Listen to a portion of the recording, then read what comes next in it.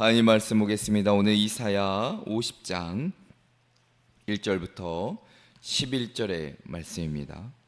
이사야 50장 1절부터 11절까지 제어진 구약성경 1029면에 있습니다. 1절부터 11절까지 말씀을 함께 교독하겠습니다. 나 여호와가 이같이 말하노라. 내가 너희의 어민을 내보낸 이혼 증서가 어디 있느냐? 내가 어느 체주에게 너희를 팔았느냐? 보라, 너희는 너희의 죄악으로 말미암아 팔렸고 너희의 어민은 너희의 배역함으로 말미암아 내보냄을 받았느니라.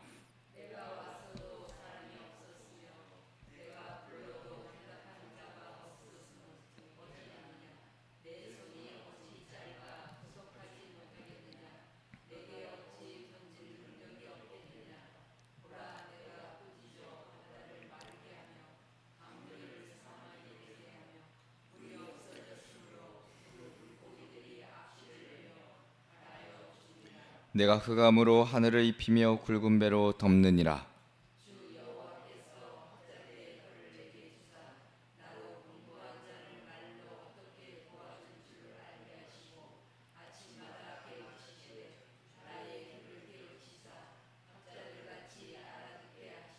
주 여호와께서 나의 귀를 여셨으므로 내가 거역하지도 아니하며 뒤로 물러가지도 아니하며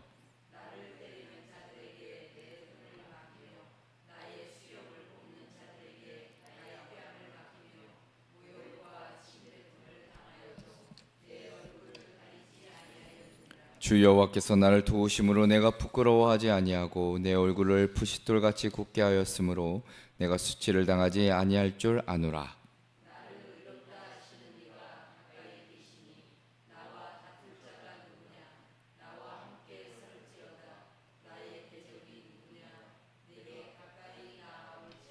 보라, 주 여호와께서 나를 도우시리니 나를 정죄할 자 누구냐? 보라, 그들은 다 옷과 같이 헤어지며 좀이 그들을 먹으리라.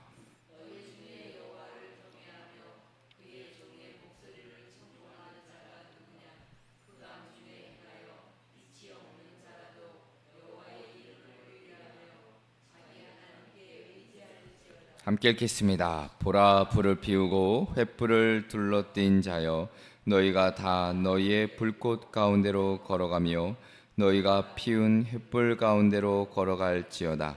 너희가 내 손에서 얻을 것이 이것이라. 너희가 고통이 있는 곳에 누리라. 아멘. 할렐루야. 아멘. 오늘도 거룩한 주일, 먼저 새벽 예배로 나오신 우리 성도님들과 그리고 각자의 자리에서 또한 이 새벽에 예배하시는 우리 많은 한양의 가족들에게 하나님의 크신 위로가 있기를 먼저 주님의 이름으로 축원합니다. 오늘 말씀의 제목은 종을 통한 하나님의 위로입니다. 종을 통한 하나님의 위로. 이사야서를 연구하는 많은 학자들이 이사야서에는 4개의 종의 노래가 있다라고 말합니다. 우리가 앞서 살펴보았던 42장과 그리고 49장, 그리고 오늘 읽으신 50장과 52장이 바로 그 종의 노래에 해당됩니다. 그리고 이 종의 노래에 나오는 종이 누구냐 하는 것을 연구하는 학자들은 대단한 이슈로 삼았습니다. 이사야 자신을 말한다고 하는 견해도 있고 이스라엘 민족을 가리킨다는 견해도 있습니다. 이사야를 기독론적인 입장에서 해석하는 학자들은 우리를 위해서 고난을 받으신 예수 그리스도를 가리킨다라고도 해석합니다. 오늘날 대부분 세 번째 해석을 자연스럽게 받아들이는데, 예를 들면 이사야서 53장 5절을 보면 그가 찔림은 우리의 허물 때문이요 그의 상함은 우리의 죄악 때문이라 기록하는 말씀이 있습니다. 이 말씀에 기록된 고난받는 종은 우리를 대신해서 고난을 받으신 예수 그리스도를 가리킨다라고 해석하기도 합니다. 이런 의미에서 오늘 읽은 이사야 50장의 말씀은 바로 이 세 번째 종의 노래인데, 여기서 우리가 먼저 흥미로운 사실은 선지자의 말씀이 선포될 때마다 이스라엘 백성들은 여전히 그 마음을 열지 못했다는 사실입니다. 포로의 현실이 너무 가혹했고 그들은 하나님을 원망하며 절망 속에 갇혀 있었습니다. 그런 백성들에게 하나님은 먼저 책망도 하시지만 동시에 결코 버리지 않으시고 새로운 구원을 분명히 약속해 주십니다. 그래서 오늘 말씀을 보면 여호와의 구원의 그 능력, 그 의지를 우리는 살펴볼 수 있고, 더 나아가선 종을 통한 구원을 다시금 약속하는 말씀이 기록되어 있습니다. 오늘 이 말씀을 보면 고통과 낙심 속에 살아가는 우리에게 동일한 위로와 용기를 주시는데, 삶의 현실이 아무리 무너져 내린 듯 보여도 하나님의 그 구원의 계획과 손길은 변함이 없고, 그 구원의 확실한 증거가 바로 고난받는 종 예수 그리스도라는 사실입니다. 그러므로 우리는 이 말씀 속에서 다시금 우리의 믿음의 눈을 들어 소망을 붙잡고 하나님께서 행하실 그 구원을 기다리는 우리의 삶이 되어야 한다는 것입니다. 자, 그러면 우리가 현재를 살아가는 우리는 어떤 믿음으로 살아가야 될까? 오늘 본문 말씀을 통해 우리에게 들려주시는 귀한 깨달음을 함께 살펴보고 기도의 제목을 얻고자 합니다. 그 첫째로는 구원의 능력을 가지신 하나님의 종을 신뢰하라입니다. 구원의 능력을 가지신 하나님의 종을 신뢰하라. 자, 하나님은 이스라엘 백성의 원망과 불평에 대해 반문하시는데, 자, 그들은 바벨론 포로라는 현실을 보며 하나님이 자신들을 버리셨다라고 생각했습니다. 자, 그런데 하나님은 1절에 이렇게 말씀하십니다. 나 여호와가 이같이 말하노라. 내가 너희의 어미를 내보낸 이혼 증서가 어디 있느냐라고 물으십니다. 자, 우리가 흔히 이혼 증서라는 것은 남편이 아내와의 관계를 완전히 단절할 때 주던 문서입니다. 그것이 신명기 24장에 기록되어 있는데, 자, 하나님은 오늘 이 1절의 말씀을 통해 결코 그런 문서를 주신 적이 없다라고 말씀하시는 것이죠. 그러니까 곧 하나님은 결코 그 언약을 약속했던 것을 버리지 않으셨다라는 것입니다. 자, 또한 백성은 자신들이 마치 노예처럼 팔려갔다고 생각했습니다. 자, 그런데 하나님은 1절에 이렇게 다시 한번 반문하시는데, 내가 어느 체주에게 너희를 팔았느냐라고 말씀하십니다. 자, 고대 근동 사회에서 가난한 사람이 빚을 갚지 못하면 자신이나 가족을 종으로 팔기도 했습니다. 자, 그런데 하나님은 그 어떤 빚도 진 적이 없으시다는 것이죠. 이스라엘이 포로된 것은 하나님의 무능함이나 외적인 어떤 원인 때문이 아니라 1절에 보니까 오직 너희의 죄악 때문에 너희가 팔렸고 너희의 배역 때문에 너희 어미가 내어보냄을 당하였다라고 분명히 기록하고 있습니다. 죄가 원인이지 하나님의 무능함이 원인이 아니라는 것이죠. 자, 2절의 말씀을 보니까 내가 왔어도 사람이 없었으며 내가 불러도 대답하는 자가 없었으면 어찌 됨이냐. 내 손이 어찌 짧아 구속하지 못하겠느냐. 내가 어찌 건질 능력이 없겠느냐. 보라, 내가 꾸짖어 바다를 마르게 하며 강들을 사막이 되게 하며 물이 없어졌으므로 그 물고기들이 악취를 내며 갈아여 죽으리라 기록합니다. 자, 하나님은 내가 왔지만 사람이 없었고 내가 불렀지만 대답하는 자가 없었다 말씀하십니다. 자, 이는 백성들이 하나님의 그 구원의 부르심을 거부했음을 보여주시오. 하지만 하나님은 거기에 멈추지 않으시고 내 손이 어찌 짧아 구속하지 못하겠느냐라고 말씀하십니다. 손이 짧다는 것, 우리가 잘 아는 대로 관용이 능력이 부족하다는 뜻이 담겨져 있죠. 자, 그런데 하나님은 결코 그 손이 그 능력이 짧지 않으시다는 겁니다. 부족하지도 않으시죠. 오히려 바다를 말리시고 강을 사막으로 만드실 능력을 가지신 분이라 성경은 말씀합니다. 창조를 다스리시는 능력의 하나님께서 여전히 그분의 백성을 구원하실 수 있다라는 것이죠. 사랑하는 성도 여러분, 우리가 현실의 고통 속에 빠져 있을 때 가장 먼저 의심하게 되는 것이 하나님의 사랑, 그 능력입니다. 나를 잊으신 것은 아닐까? 내 삶을 구원할 힘이 있으신 건 맞는 것일까라는 질문을 던지게 되지요. 그러나 하나님은 이스라엘 백성들에게 말씀하신 것처럼 오늘 우리에게도 동일하게 내 손이 짧아 구속하지 못하겠느냐라고 반문하십니다. 자, 이 질문은 우리 마음속의 의심을 깨트리는 하나님의 선언이기도 합니다. 하나님은 여전히 언약을 붙드시고 여전히 전능의 손으로 우리를 구원하시는 분이라는 사실입니다. 우리의 죄가 회개를 때로는 요구할 수는 있지만 결코 하나님의 사랑을 끊을 수는 없다는 것입니다. 우리의 현실이 버림받는 것처럼 느껴질 수는 있어도 하나님은 결코 우리를 버리지 않으신다라는 겁니다. 자, 그러므로 성도는 눈앞의 상황이 아니라 하나님의 언약, 그 능력을 바라보고 신뢰해야 된다는 겁니다. 하나님이 이스라엘을 끝내 회복시키신 것처럼 오늘도 분명히 우리를 붙들어 주실 것이고 구원해 주실 것이라는 그 사실, 구원의 능력자가 되신 하나님을 신뢰하며 살아내시는 저와 여러분 되시기를 주님의 이름으로 축원합니다. 둘째로는 순종으로 길을 여신 하나님의 종을 바라보라입니다. 순종으로 길을 여신 하나님의 종을 바라보라. 자, 오늘 본문 말씀을 보면 하나님의 종이 어떻게 그 사명을 감당하며 고난을 견디는지를 보여주는데, 자, 이 장면은 단순히 개인의 경험을 넘어 장차 오실 예수 그리스도의 모습을 예표합니다. 자, 동시에 오늘날 하나님께 부르심 받은 성도들의 길을 또한 일러주는 말씀이기도 합니다. 자, 먼저 4절을 보면 이렇게 기록합니다. 주 여호와께서 학자들의 혀를 내게 주사 나로 곤고한 말로 어떻게 도와줄 줄을 알게 하시고 아침마다 깨우치시되 나의 귀를 깨우치사 학자들 같이 알아듣게 하시도다라고 기록합니다. 자, 여기서 먼저 학자들의 혀라는 것은 단순한 지식을 넘어 하나님의 말씀을 깊이 깨달아 삶을 가르치는 능력을 의미합니다.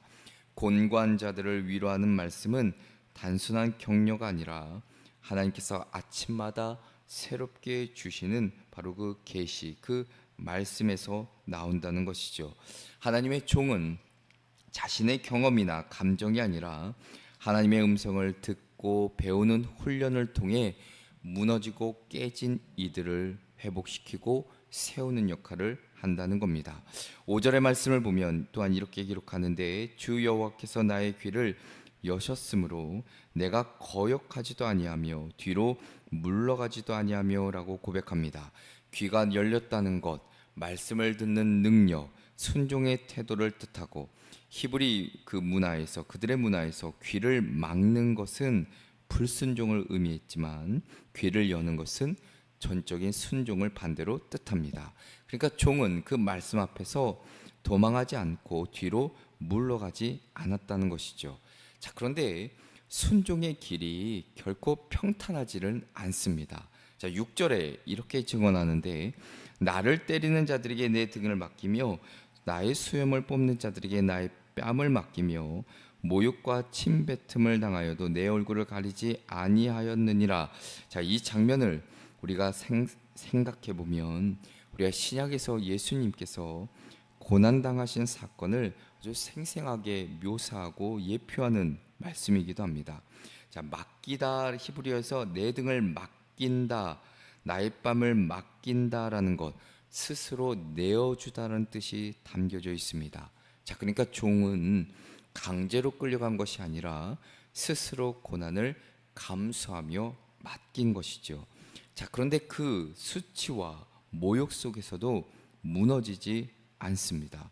자, 왜냐하면 7절이 이렇게 고백하는데 주 여호와께서 나를 도우심으로 내가 부끄러워하지 아니하고 내 얼굴을 부싯돌 같이 굳게 하셨으므로 내가 수치를 당하지 아니할 줄 아노라라고 기록합니다. 자, 부싯돌이라는 것은 가장 단단한 돌 가운데 하나인데 흔히 우리가 불을 일으킬 때 사용되지요.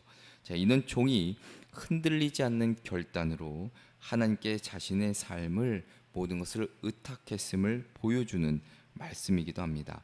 그러니까 세상의 조롱과 핍박이 아무리 거세도 하나님의 도우심은 그의 삶을 굳건하게 세우신다는 것이죠. 자, 8절부터 9절은 종의 확신을 더욱 강하게 만드는데 나를 의롭다 하신 이가 가까이 계시니 나와 다툴 자가 누구냐? 보라, 주 여호와께서 나를 도우시리니 나를 정죄할 자 누구냐라고 기록합니다. 의롭다 하시는 이, 하나님께서 종을 무죄, 아무런 죄가 없음을 선언하시고 정당하게 세워주심을 뜻하지요.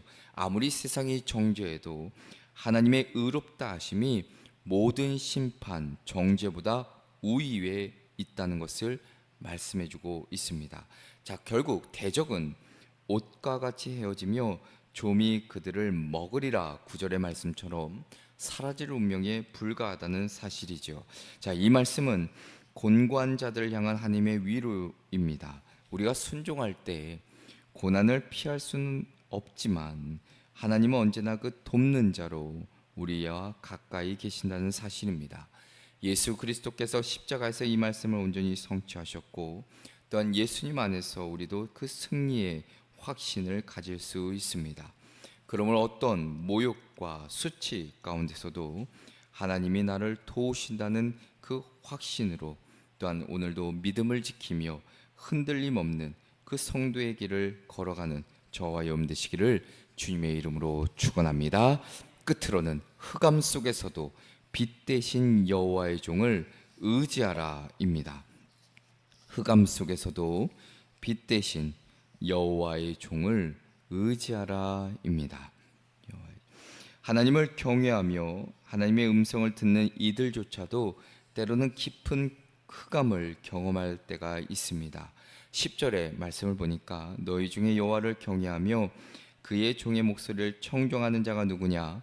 흑암 중에 행하여 빛이 없는 자라도 여호와의 이름을 의뢰하며 자기 하나님께 의지할지어다 말씀합니다. 우리가 흑암이라는 것, 단순히 빛이 없는 어떤 상황만이 아니라 혼돈과 고통, 어떤 삶의 방향을 잃어버린 상태, 믿음의 사람이라 해도 이런 상황을 만날 수 있다는 것입니다. 자, 근데 본문은 분명히 우리에게 말씀하시는 것이 여호와의 이름을 의뢰하며 자기 하나님께 의지할지어다라고 기록합니다. 단순히 기대하거나 바라는 정도가 아니라 그 안전한, 정말 어떤 어려움과 역경 속에서도 무너지지 않는 그 기반 위에 확실히 서는 것을 의미합니다.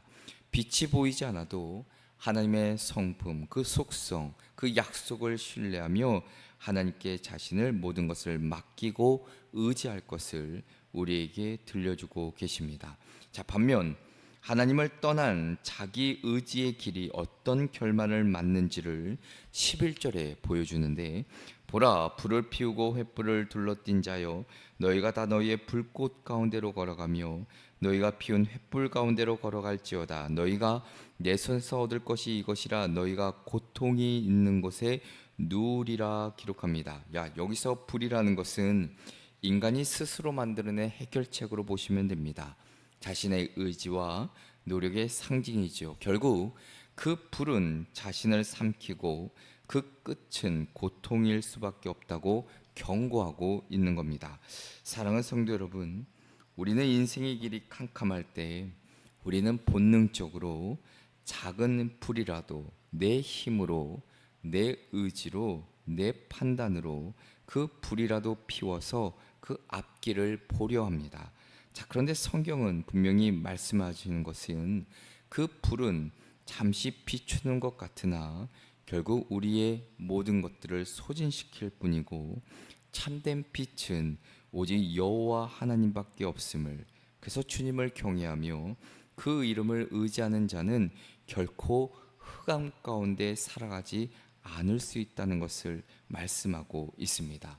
우리의 삶을 가만히 보면 보이지 않는 길, 캄캄한 어둠의 길을 걷는 분이 분명히 있을 것입니다. 그럴 때마다 나의 힘과 나의 지식, 나의 경험을 붙들려 하지 말고 하나님을 의지하며 하나님만을 붙드는 삶, 그 예수 그리스도가 우리의 등불이 되어 주실 것이고 우리 발의 빛이 되어 주실 것입니다. 주님을 의지하는 자는 흑암 중에서도 하나님의 손에 붙들려 안전하게, 그리고 주님의 인도함 받아 살아갈 수 있다는 것을 잊지 마시고, 오늘도 그 하나님만을 의지하며 살아내시는 저와 여러분 되시기를 주님의 이름으로 축원합니다. 기도하시겠습니다. 사랑과 은혜가 풍성하신 하나님 아버지, 오늘 말씀을 통해 우리의 구원의 주인 되시는 그 하나님을 다시 한번 깨닫게 하셨으니 우리의 삶이 절망과 때로는 원망으로 가득할 때에도 주님께서 능히 구원하실 수 있음을 믿음으로 고백하는 저희들 되게 하여 주시옵소서. 오늘도 때로는 우리가 살다 보면 수많은 고난과 모욕 가운데서도 또한 우리의 믿음 잃어버리지 않게 하여 주시고 주신 말씀에 순종함으로 담대함으로 여호와 하나님이 또한 예수 그리스도가 걸었던 그 길을 걷도록 인도하여 주시고 흑암과 빛이 보이지 않는 길을 걸을지라도 우리가 의지할 이는 오직 하나님뿐임을 고백하오니 우리의 빛 대신 예수 그리스도만을 붙잡고 살아가게 하여 주시옵소서. 도우실 줄 믿고 예수 그리스도의 이름으로 기도합니다. 아멘.